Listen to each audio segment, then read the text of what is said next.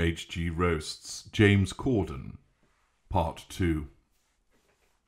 Your first stage appearance was at the tender age of 18, and you had a one-line part in the 1996 musical Martin Guerre.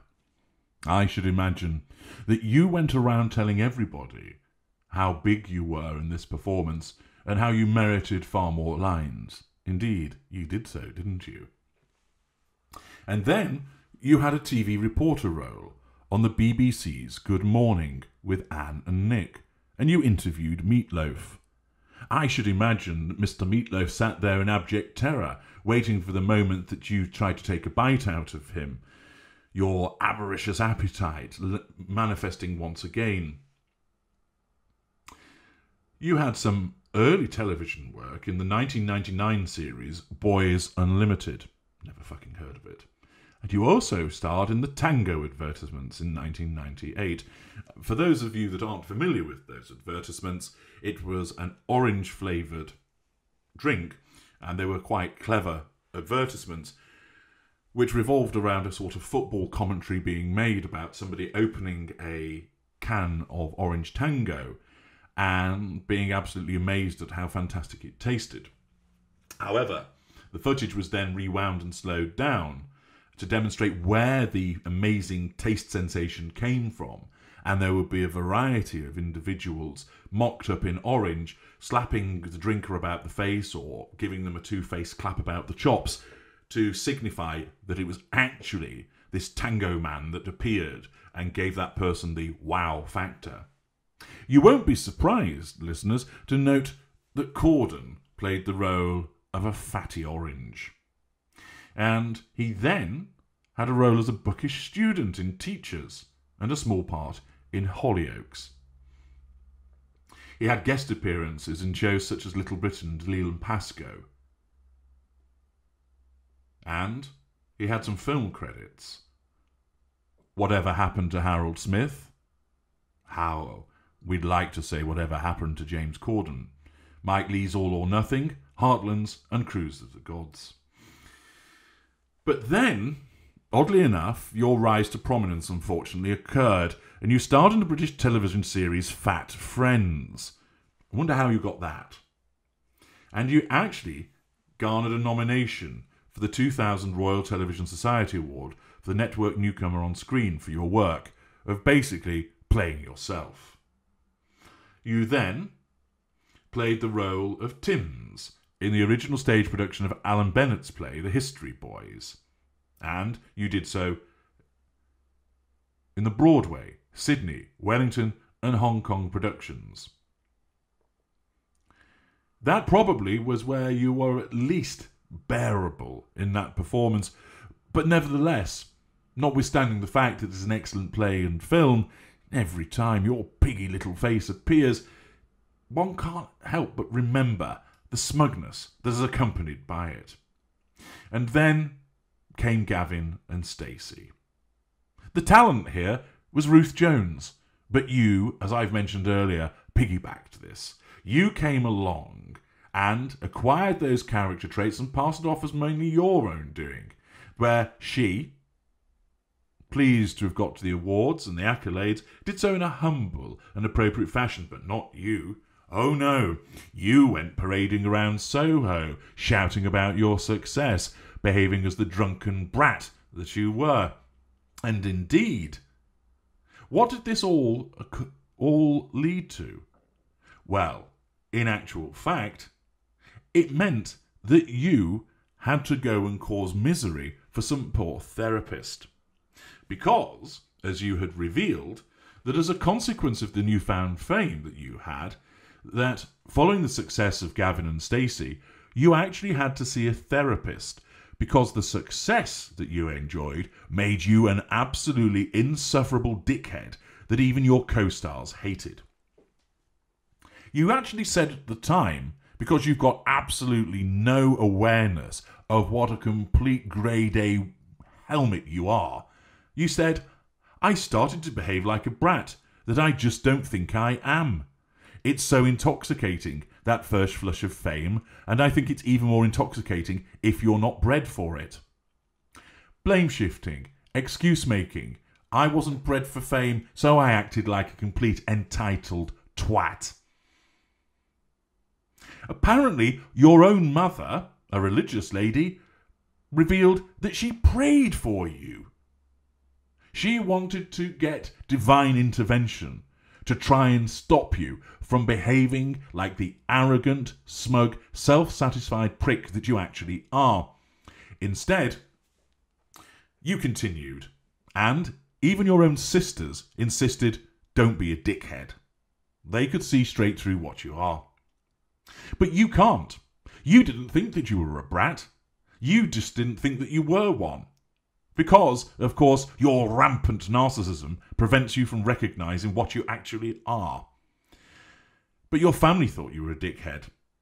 Even Rob Brydon, the actor, who is a very pleasant man, took you to one side and said, look, there's a way that you're basically behaving with people and you need to take into account the effect that that's having upon you. Notwithstanding that he did so in a kind and graceful manner, did you change your behaviour? Did you alter the way that you conducted yourself? Of course not. You thought that you were Charlie Big Bananas, as you do today. But you see, you get challenged repeatedly, Corden, because so many people don't actually like you, and they make it clear. The room falls silent when you enter, like it did all of those years ago. People look to the side. You can hear the whisperings of, oh, not him. And notwithstanding that you've managed to pull the wool over the eyes of those perhaps more distant from you, as evidenced by the number of Twitter followers, for example, that you have, anybody that knows you, anybody that gets close to you, anybody who has to deal with you directly, realises what an unmitigated, self-obsessed, bollock-headed arsewipe you actually are. You claim that you're no longer a giant asshole, that you've changed. Ah, yes, that classic representation of a particular type of narcissist, that this isn't me, I don't behave like this. I've worked on myself, I've seen a therapist, I've made changes. Oh, you can lie there, Corden, and try and tell me that that's the truth, but I know to the contrary. I am the Ultra, and I know all about people like you. You honestly do believe that you've changed, but you're utterly incapable of seeing that the repeated instances of your behaviour demonstrates that you haven't. For instance, you had the show A League of Their Own. I suffered watching it once. Basically, you barked out your jokes, laughed at yourself as everybody else sat there looking slightly embarrassed, and thought that you were the centre of the universe. It was staggering the extent to which you talked over people, sense of entitlement, lack of emotional empathy, the way that you thought that you were so fucking hilarious. Let me tell you now, Porky Boy, you're not. But what is hilarious is that you lie here strapped to the grill as I continue to roast you. You said that you weren't a giant arsehole any longer. But in actual fact, Jimmy Kimmel writer Jack Allison told a story that you came to a WGA meeting and that you actually asked for the creation of a new, lower-paying position for writers. Mr. Allison tweeted, "I'd like to state once again for the record that I went to a WGA meeting for only late-night writers, and James Corden turned up without any of his staffers to advocate for a lower pay grade for late-night writers." This was just 2.5 years ago. You, stuffing your pockets with Benjamins, earning a huge amount of money, and then advocating that the writers be paid even less. The writers that have to come up with stuff to try and make you look halfway amusing, but with your self-satisfied delivery, you fuck it up every time. No emotional empathy for those individuals that are writing for you, but of course we'd expect that of you. You then, in classic narcissistic response, utilised the first line of the twin lines of the narcissistic defence and denied that this had ever happened. You claimed you wanted to create a path for new writers, but this was disputed by basically every writer around, who pointed out that you could just pay inexperienced writers WGA minimum, which is why the minimum is there to begin with. When you issued that denial, Corden, on your Twitter with your 10 million followers, your post got the sum total of 6 likes. I think that somewhat demonstrates that your claim that you're no longer a giant arsehole has completely fallen through and has no substance or merit or sustainability. But this is just but one of a legion of tales about your arsehole rampant narcissistic behaviour. You were once spotted in Cardiff, in South Wales, on one of the platforms waiting for a train. And some people approached you as they do and politely asked you for an autograph. What was your response? You told them to get lost. Not, "Oh, hi, nice to meet you, sign the autograph. Only takes a few moments of your time." Oh no. The fact is, you wanted to belittle those individuals to assert control over them, although you don't realise that's what you're doing. And those that were taken aback at your rude behaviour were delighted when you got on your train and cleared off. If only it had gone into a tunnel, never to emerge again, life would be far better. When you were on A League of Your Own, you would regularly mess up, and in one incident, you fucked things up, and you couldn't accept that you were the one that was at fault, and you ranted and screamed and raved like the overgrown baby that you are, and to the extent that you got the stage manager apparently fired over your outburst. You couldn't accept accountability. Oh no, not James Corden, the great pretender. He of brilliant laugh talent that makes the world chuckle. Only in your mind, matey boy. The vast majority of us that watch you, when you sit in that car with those poor stars that have been strapped in with you, in some instances it's other members of the Brethren who are just utilising this for the purposes of their own achievement of the prime aims. But take, for example, empathic George Michael.